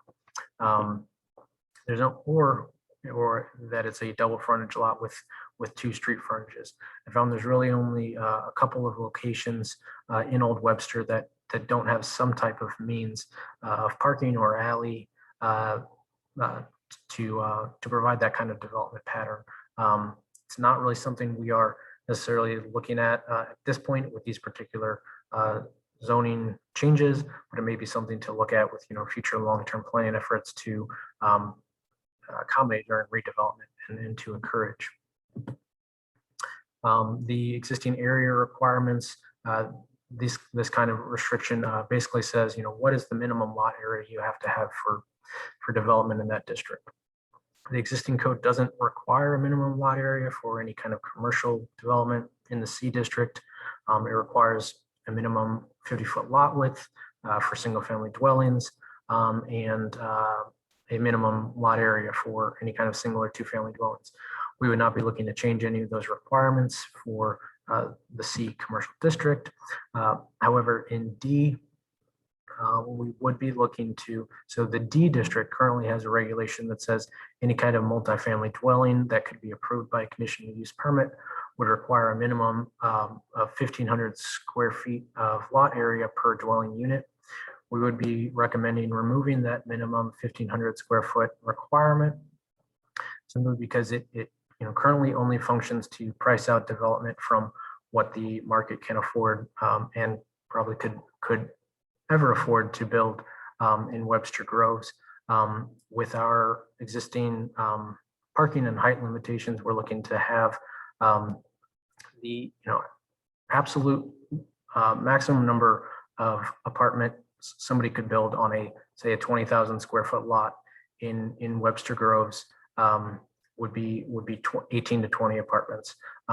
Looking at what the cost would be for land acquisition and engineering and construction and everything, probably would typically come in around $4 million with the existing market in Webster Groves. So if you had 20 apartments at that type of construction cost, you could be able to make a profit at the $1,600 per month per unit rent. If we artificially require that each lot have a minimum of 1,500 square feet, you could only accommodate 13 apartments on that same 20,000 square foot lot. Your construction costs would be able to go down a bit, but there's many fixed costs and land value costs in Webster Groves that it wouldn't make up for the difference. You'd be forced to charge over a $2,000 per month per unit cost. Any kind of new construction in Webster Groves or around the country is never, the market reality is it's never going to be affordable at the beginning for an entry-level teacher or essential worker, but the existing regulations simply make it untenable for this type of development in Webster Groves. And we don't feel that it would be necessary to artificially further depress the market. The parking requirements last year, the Plan Commission and City Council went through an extensive process to set our new parking standards, which set a minimum of 1.5 parking spaces per dwelling unit that has to be located behind the front building line. Staff would not be looking to change the parking requirements, and we'd want to maintain the same parking standards. However, we did want to look at front and side entry garage regulations. We have a very extensive set of design requirements that apply to single family dwellings that help ensure that new homes are meeting the kind of character and design that is at home in Webster Groves. If we were to allow multiple family dwellings, we'd also want to consider how garages could impact the aesthetic quality of new construction. So the proposal would say that front entry attached garages would not be allowed on multiple family dwellings or new commercial or two-family or attached single-family dwellings. It would also state that side entry garage width on two-family dwellings and multiple family dwellings could not be excessive. Part of that is realizing the negative impacts that could exist for residential properties. If a very large side entry garage, if everything that you were looking at was a side entry garage or entrance into a structured parking, it would be pretty jarring. We'd also want to require that if you did have a side entry or rear entry garage, that you would have a minimum of 40% of the first story front elevation width that would have to include a pedestrian entry and windows in order to make that a more attractive and active street front for a pedestrian environment. We would be looking to not allow certain designs that wouldn't necessarily be appropriate on Lockwood Avenue, with having large garage entrances facing the street and with several curb cuts. We'd also be looking to maintain the city's existing open space requirements, which basically, if say you have like a type of courtyard development, what other cities, when they've been adding multiple family, were relaxing the restrictions on multiple family in their communities, some unintended consequences. They didn't think of all of the different design elements with how garages and open space requirements could impact, and resulted in some very unattractive buildings. They had to go back after resident complaints and fix in their codes. Our code would require that if you did have some type of courtyard, that you'd have a minimum space of 30 to 50 feet between, the building. We'd be looking to maintain those existing standards. Additional factors that obviously do impact development would include things like the performance standards on vibration, noise, and lighting. Our tree and landscape ordinance significantly impacts how the aesthetics of development, requiring buffers around parking lots and new construction, as well as our stormwater control, which would stormwater control regulations, which require that all new impermeable surface that is added to a site must provide an engineered plan showing how it will be contained and maintained on site, and not overburden the existing stormwater sewer system. And that is a lot of information. So we are obviously not looking for the Plan Commission to vote tonight, but we're hoping to keep it open for further discussion and review and consideration. Are there any questions that Mara or I could help with? Anybody have any questions? A lot of questions. There's a lot of questions. Just can't formulate right now. Sure. I guess I have a comment. I mean, I like the way you're going about this, taking into account, using what we already have, which, it's not really, we're not really fixing anything. We're just kind of modernizing it, I guess. Is that a good word for it? Sure. Kind of cleaning it up a bit. We kind of say it. Yeah, I mean, without establishing a density policy, I think keeping the buildings to 2.5, 3 dwellings, all that kind of stuff. I'll be interested to see what you come up with, but I like where you're going with it. So. I know it is a lot of information, and one thing that we can do is forward the PowerPoint to everyone tomorrow, so that you'd have it to continue to review between now and the next meeting, and then to provide any additional questions that you might have, probably within a set time, directly to staff, so that we would be able to do some additional work prior to the next meeting. Hey, Danny, in your review of data and compiling information for this, were you able to get enough sense to glean what maybe project how many units you could expect to be built in a time period? No, I don't have that kind of capacity to do a kind of market analysis. So I think to get a better understanding of that, we would need to probably do some like a professional market analysis. I don't know that it's entirely necessary. Looking at sort of that we already are a completely developed community. Most businesses are happy where they are, and we don't have a lot of redevelopment opportunities that come up often. And I think with our limitations on height and parking and setbacks and everything, I don't think that we would get very intense proposals within a very short time frame to add a lot of units in a short time frame. Okay.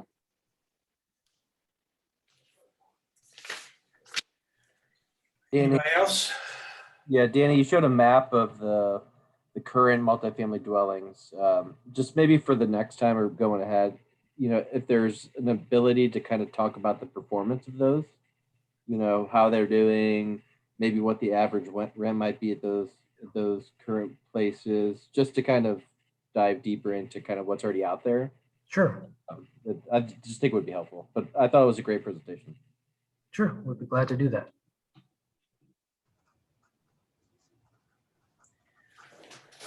Okay, is there a motion to keep the public hearing open? We might have public comment. Yeah, I was just gonna say, do you Oh, want to, I'm sorry.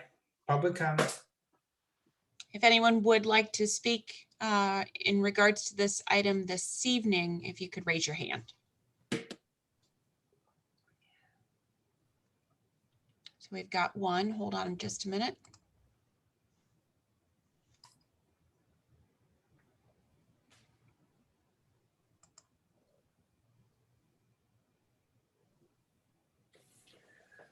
Clark, if you want to unmute, there you go. Yeah, I'll be really brief. I just want to applaud the staff for bringing this forward. I am all for more options. And this one seems again like a no-brainer in the commercial district to have multifamily. It just seems like a no-brainer. I mean, obviously there's a lot of work that needs to be done, but thank you for looking into these issues. I think we really do need to make Webster a more inclusive city, and part of that comes with increasing our housing stock options. So thank you very much. Thank you. Anybody else, Laura? No other hands up at this time. Okay, is there a motion to continue piece 21 PC 02 to the June 7th meeting, leave the public hearing open? I'll make a motion to leave it open. Second. It's been moved and seconded to keep the public hearing open on 21 PC 02 and to continue the matter to June 7th, 2021. All those in favor signify by saying aye. Aye. Aye. Aye. Is there anyone opposed? Is there a motion to move into executive session?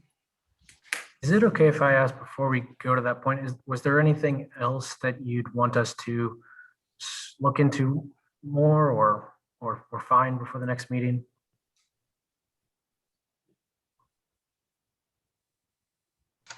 Okay. Danny, I think that having that PowerPoint to digest will be really helpful. Sure. To Yes, we can send it out tomorrow.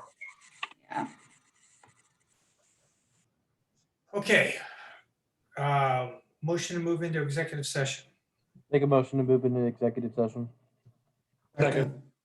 Been moved and seconded to move into executive session. All those in favor signify by saying aye. Aye. Aye. Is there anyone opposed?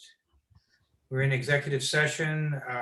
Votes are 21 PC 03, the Willow and Webster CUP, 60 North Gore Avenue, an application by Macmillan Development LLC for a conditional use permit to allow a banquet facility use and dancing academy use in an existing structure on an approximately 0.45 acre tract of land located at 60 North Gore Avenue in the D Commercial District. I tell you what I'd like to do is go through the 5 factors that are required, we're required to look at on all CUPs, and then we can discuss this in more detail. Does anybody feel that this would substantially increase traffic hazards or congestion?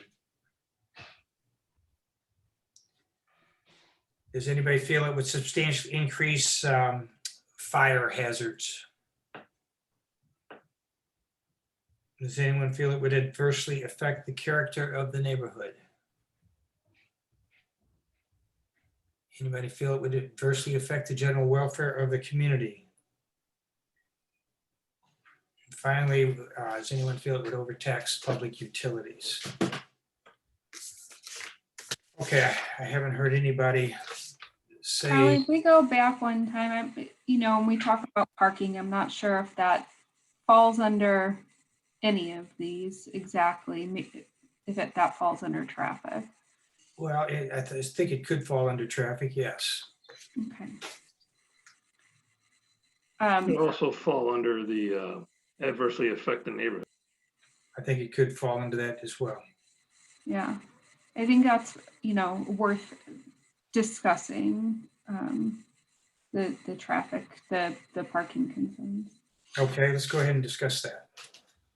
Kind of along those same lines, Lynn had pointed out that the numbers that staff had come up with, the 75 for the daytime events and the 150 for evening events, I think maybe, you can you can adjust the parking based on those numbers. I guess I would suggest finding out from them what would be a more appropriate number, or what they were thinking in terms of daytime events and nighttime events. What she said, something like 100 for nighttime events, or She said 100 for nighttime events, or potentially as low as 75 or around that number, and then even less for daytime.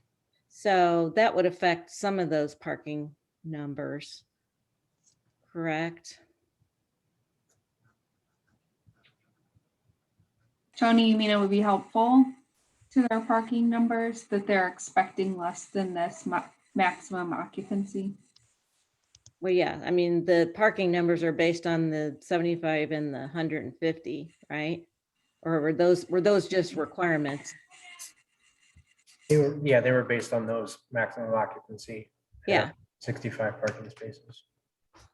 So would the number be, the parking number of parking required would be adjusted if you adjusted the occupancy, right? Could be, yeah. That you wouldn't need as many, or having less people wouldn't require as many parking spaces. Correct. Parking spaces would go further. Correct. So I had, I appreciate the thought, and I had kind of asked her the questions, and I guess if we're looking at that language, I think Charles' point about perhaps adding something, that they're to encourage parking or no parking along Marshall is maybe a condition. And one other thing jumped out at me from when the people were talking, and how other people feel about it. I wonder if, no truck deliveries while they're doing that. Events there might be something to consider.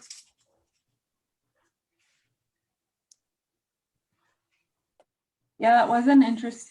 That was kind of interesting, Mike, because the chief complaints were about the truck, but it doesn't seem like this event space would really utilize trucks. That's really going, except for maybe some catering, but that's not the semis they're talking about. So it is interesting. It seems like something needs to be addressed, but I don't know if it would be under this conditional use permit that you could address it. Mara, let's just say that they, Rolling Ridge or whatever, the Macmillan development, they came to you after this got past the CUP and they said, look, we just want 75 people. We can't get 65 parking spaces.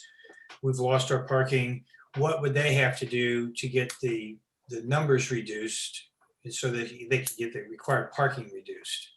They would need to provide, which is how Danny worded it, private lease agreements. They'd have to show us private lease agreements to address the amount. So would they then say, well, we don't want to have 150 people. We want to have 75 people max. We could amend the CUP. I mean, and again, at this point in time, if you wanted to, we used the existing parking numbers that they had and worked backwards from that, versus a lot of times people give us we would like to have this many people or an event space that holds this many people. And then we have to figure out how many parking spaces they need based on that. So if she has stated that she doesn't think she's going to have more than 100, you could at this time go ahead and just reduce this down to 100 as the maximum. And then, work from there, possibly, because they already have that larger number of parking spaces now that could be, that is already existing that they do not have to provide for. Is Lynn here still? Yeah. She is. The only question is, are you opening the public hearing back up?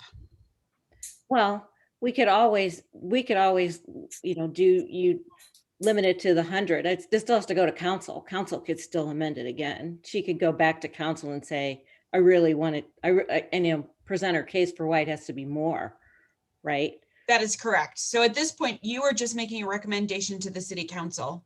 And then we still have the ability to, in providing our staff report to council before the council hearing, any additional information. So they could come back and say, we don't want 150 people, we want a maximum of 100, and then you would lower your parking requirements, Or correct? we could say we want 100 and they could go back to council and say we want 125. Right. Mara, if it gets passed by us and the council at, let's say, 100, how difficult is it for them to go and try and get back up to the 125 or 100? So minor amendments now go straight to city council versus going to plan commission again in city council. So usually we try to address most of the big concerns right away and deal with it at, in the first writing of the ordinance versus them having to go back and forth and back and forth. But this, if it's an amendment that doesn't substantially change what they requested and what the hearing was advertised for, we would be able to go straight to council for amendments in the future, should they need to do those. It would still require a hearing before council, but it wouldn't come back to you and then council. And then let me just be clear, so that if we approved this CUP with the staff recommendations now, they could go to city council and say, well, we just want 100 persons, and they can still do that. They're not locked into this 150, correct? They are not locked into that. All right. So if we went and passed this, they can still get it changed in the end result. Correct. Okay. Okay. I'm not But it sure. seems unlikely that if they go back for less. Well, Not that they're going back for less. What Charlie is suggesting is after you all take a vote, whatever your vote ends up being and whatever you end up moving forward, that goes to council for a hearing. There's still time between now and when it goes to council where the applicant could say, no, I don't need 150. I would prefer it to be 100. That can be put into staff's report to the council. And I recall her statement this evening. She said that they didn't, they weren't expecting 150 is what I recall she said. Right, So- that's what I gathered, and I think that's what I meant by going down. So if we Right. voted for 150, say, and they say, oh, I only wanted 100, they could do that. I'm wondering if it's better to move it down, so to speak, so they would have to ask for it to go up. Well, yeah. Say we do for 100 and I go for 150. Yeah, I guess my point is if we limit it to 150 or 100 for the evening events and 50 for the daytime events, you can readjust those parking adjustments. So then when it comes back to the hearing in front of the council, the applicant can say, no, where, they could take off maybe 10 parking spots. So they don't need 65, maybe they only need 55 parking spaces. So they can come back before council and say, this is okay with us. Or they can say, no, we really want it at 150 and 75. I would feel more comfortable with the less parking spaces if they're comfortable with less people, which they've already said that they would, that they would be okay with. Now, if they're not, they can go back to council and request more then. So just as a quick reminder, those parking spaces are parking spaces they already have. I'm more inclined to say, let's do what we've got here. Lynn had testified, or she said that she wasn't objecting to any of the staff recommendations. And then she and her group can go back and reconsider if they want to, and they can ask for, less capacity and therefore less parking if they want to. And if they don't want to, then they've got the maximum they can have. Choice too.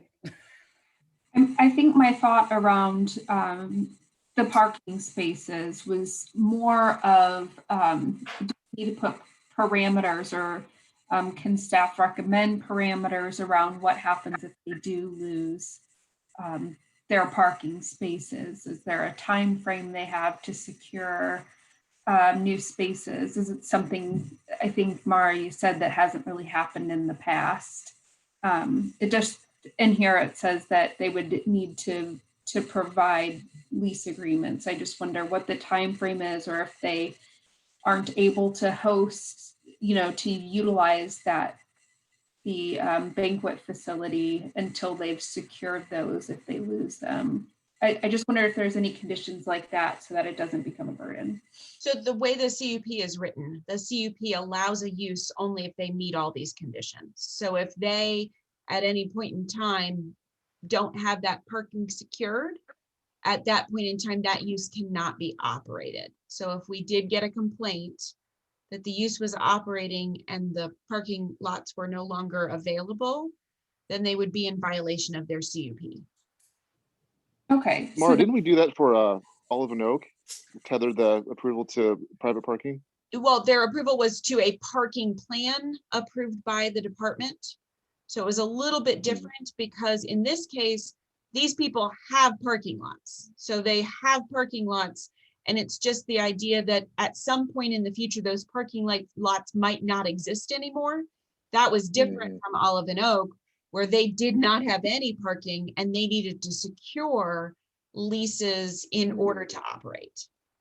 Right. So little different. In both cases, we're putting something in the conditional use permit that gives a requirement to have something. But I wouldn't necessarily think that we need to have a plan in this case that I'm approving based on, we already know the limitations on their 2 rooms, and we already know the limitations on what they're asking for in terms of numbers of people or types of uses. So based on that and based on the existing parking, we worked backwards from that for their maximums. And so it would just simply be that those maximums are tied to the parking that they need. And should those 2 parking lots be unavailable, they would need to provide an equivalent number of parking spaces.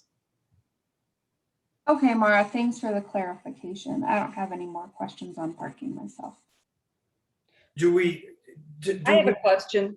If you guys are. I want to get back to this traffic hazard or congestion. Are we having a problem that it's going to substantially increase traffic hazards? Does anybody on the commission feel that it will? I don't think this particular use, what they're asking for in this conditional use permit, is going to impact the traffic. The traffic that we've been hearing about is for the nursery use, not this one. So in my mind, you have to separate those 2. I agree with you totally. But I want to hear from anybody who feels that it, who either disagrees with that or feels that in some other way it might have increased traffic hazards or congestion.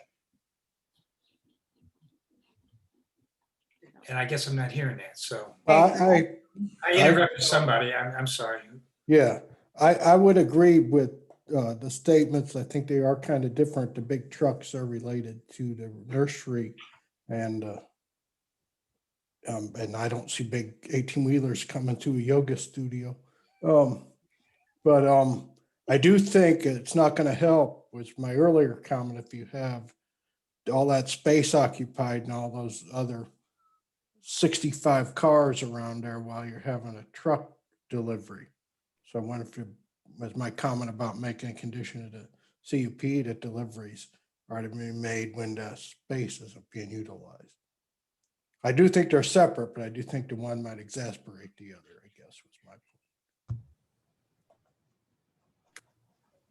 So I guess what you're saying, Mike, is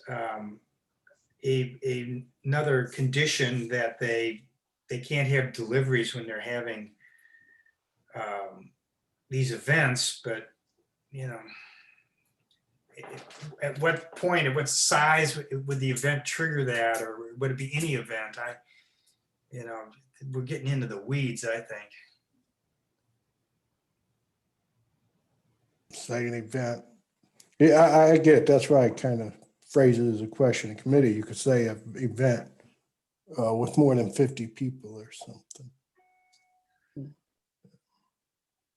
What size truck are you talking about? Does it have to be an 18-wheeler? Is it going to be just a regular delivery truck? What are we talking?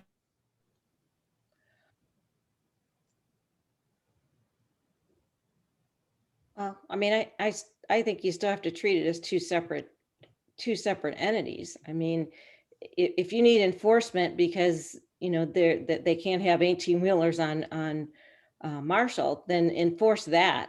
Don't put it on this, use. I agree. I don't disagree. I don't disagree. I do, but I've been down there when you get traffic and you get a big old train crossing and just more congestion is more congestion. Welcome to Webster. And we're gonna add more congestion because they're not having this use now. So those will be additional vehicles. I'm following this right. Again, I was more of a question board. It's not something I'm gonna lose sleep over, so to speak. It's for discussion there. Well, I think the potential problem is people wanting to park closer, as people always do, and so they want to park on Marshall because it's closer. They don't want to park at 147 West Pacific. You have to walk an extra 100 feet. Yeah, absolutely. Absolutely. They're going to park as close as they can. So it's going to be, that's why I liked your comment about if you can add some text that. And I understand it's a public street, but maybe we could say that they should encourage people to use those little parking lots as a condition. I don't know. And they said that they do encourage people to use those parking lots, but it is They a should public do that. street. So like, I think we're just beating a dead horse right now with this. Yeah. And I think it's in their interest to not have people park on that street. Exactly. They want to be a good business owner. I think, yes. The text that's in there now even say off-street parking. So they should encourage people to use the off-street parking if that's what it's for. Yeah, I mean, aside from going out and directing traffic, there's nothing. I mean, they could put a map of where the parking is, like she said, and they encourage people to park in their other parking lots. So, I mean, They can have somebody out there, an attendant out there, waving people into the lot. Yeah. And I think you're right. They can encourage people, and maybe they can post something. I'm picturing if you have a yoga studio, you're going to get people coming, over and over. So in that scenario, I think you could kind of get through to some of them and say, hey, try and use the lots. Don't park on the street, and you might have some luck. But yeah, if you're just having a wedding reception, outside of put some invites or signage, you're going to have limited luck. Does anybody have any suggestions for any changes in the staff conditions of proposals?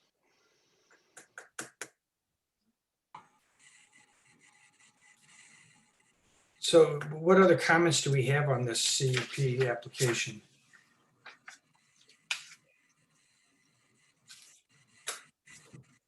Are we ready to take a vote on it? I mean, I think it's a good use. It's an underutilized space. I think they have thought it out, and I think it's a good use.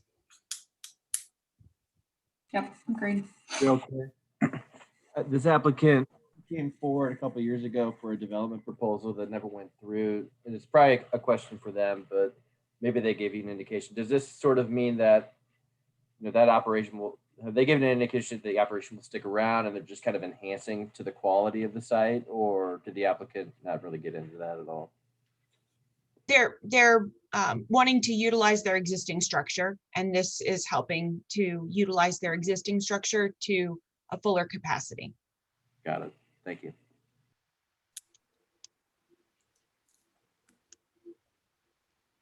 I'll make a motion to approve 21 PC03 The Willow.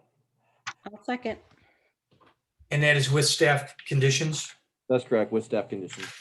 It's been moved and seconded to approve 21 PC03 The Willow and Webster Groves CUP with staff conditions. All those in favor signify by saying aye. Aye. Aye. Opposed? I'm going to do a roll call. The chair voted aye. Jeff Smith is not here. Michael, how did you vote? Aye. Now, Maddie? Aye. Steve? Aye. That was I think. Tony Yes. and Christopher, Aye. Scott, Aye. Annie. Yes. Okay, that takes care of that. Now we have other business. I don't think I have any other business at this time. We will continue. We will let you know as soon as possible what items will be on for the next agenda. In particular, whether the redevelopment will be coming forward for a public hearing at the next meeting or not. We will know that quite soon because we will start doing advertisements and signs in the yard and other ways of getting in touch with neighbors. And as of right now, that's going to be a Zoom meeting. As of right now, we're still, we're looking at options of being in person, but as of right now, it's still Zoom. And I'm just wondering if there's some kind of process we should think about if we're going to do Zoom, because we're going to have a lot of public comments, I think. So again, I think we're going to try to do it in the possible means of, as we've been stated before and was in the PowerPoint, that we would start with those people that had signed up ahead of time to speak, then going into reading comments from people. I think that goes pretty efficiently. And then after that, allowing those to raise hands. So we will look at that. For those who weren't on super early, we have already received 70 comments in regards to the development.